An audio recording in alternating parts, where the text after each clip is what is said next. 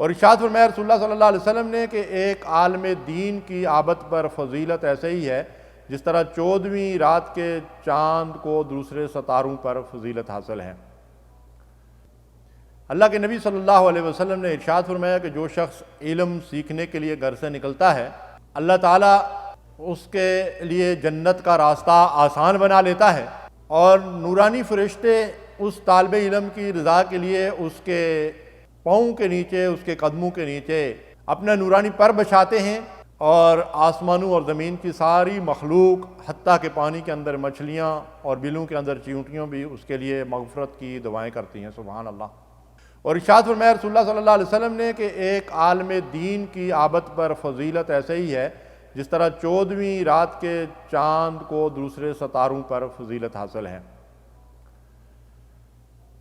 ایک مرتبہ ابو ہریرہ رضی اللہ تعالیٰ عنہ مدینے کے مضافات میں ایک بازار تھا مناخہ کا، اس میں تشریف لائے تو لوگوں کو دنیا داری میں خرید فروخت میں ادھر ادھر بھاگتے دوڑتے دیکھا، تو آپ نے فرمایا کہ لوگوں، ادھر مسجد نبوی میں نبی صلی اللہ علیہ وسلم کی میراث تقسیم ہو رہی ہے اور تم دنیا داری میں لگے ہوئے ہو۔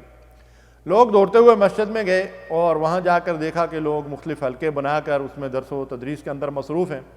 تو واپس آ کر ابو ہریرہ رضی اللہ تعالیٰ عنہ سے کہا کہ آپ کہاں کہہ رہے تھے کہ وہاں میراث تقسیم ہو رہی ہے، تو ہم نے وہاں میراث کوئی تقسیم ہوتے نہیں دیکھی۔ تو آپ نے پوچھا کہ وہاں آپ لوگوں نے کیا دیکھا؟ تو لوگوں نے بتایا کہ اس طریقے سے وہاں لوگوں نے حلقے بنائے ہوئے ہیں، کوئی قرآن پڑھ رہا ہے، کوئی حدیث پڑھ رہا ہے، کوئی فقہ کا جو ہے وہ تعلیم حاصل کر رہا ہے۔ تو حضرت ابو ہریرہ رضی اللہ تعالیٰ عنہ نے فرمایا کہ یہی تو نبی صلی اللہ علیہ وسلم کی میراث ہے، اسی کی طرف تو میں نے تمہاری توجہ دلائی تھی۔ تو محترم ناظرین کرام، ذرا دیکھیے، انبیاء علیہم السلام اپنے پیچھے درہم و دینار نہیں بلکہ علم کی میراث چھوڑ کر جاتے ہیں۔ تو ہمیں بھی چاہیے کہ رسول اللہ صلی اللہ علیہ وسلم کی وراثت سے زیادہ حصہ حاصل کرنے کی کوشش کریں، کہ علم کا حصول ہی رسول اللہ صلی اللہ علیہ وسلم کی وراثت کو پرانے کا ذریعہ ہے۔ وما علینا الا البلاغ المبین۔